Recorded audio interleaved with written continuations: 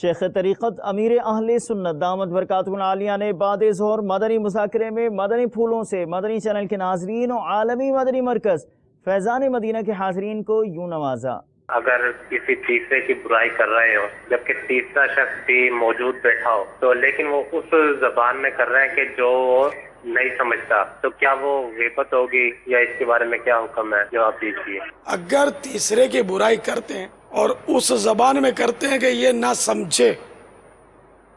یا اشاروں میں کرتے ہیں اور وہ تیسرا موجود بھی ہے، وہ زبان نہیں سمجھتا یا اس کے اشارے سے جو تیسرا موجود بیٹھا ہوا ہے یوں کر کے برائی کی تو وہ دیکھ نہیں رہا، تو یہ بھی ہے تو غیبت ظاہر ہے۔ پیٹھ کے پیچھے کسی کی ایسی برائی کرنا جو اس میں ہے یہ غیبت کہلاتی ہے۔ تو پیٹھ کے پیچھے مانے گوشت کی پیٹھ مراد نہیں ہے، وہ غیر موجود ہے، اور اتفاق سے جس دیوار کے پیچھے اس کے سامنے آپ کا چہرہ ہے اور آپ اس کی برائی کر رہے تو یہ بھی غیبت ہے، اور یہ پیٹھ کے پیچھے ہی کہلائے گی، جبکہ گوشت والی پیٹھ کے پیچھے نہیں ہے۔ تو جب تیسرا کوئی موجود ہے اور وہ لینگویج نہیں سمجھ رہا آپ کی اور اس زبان میں آپ اس کی برائی کر رہے ہیں جو اس میں ہے، تو یہ غیبت کہلائے گی۔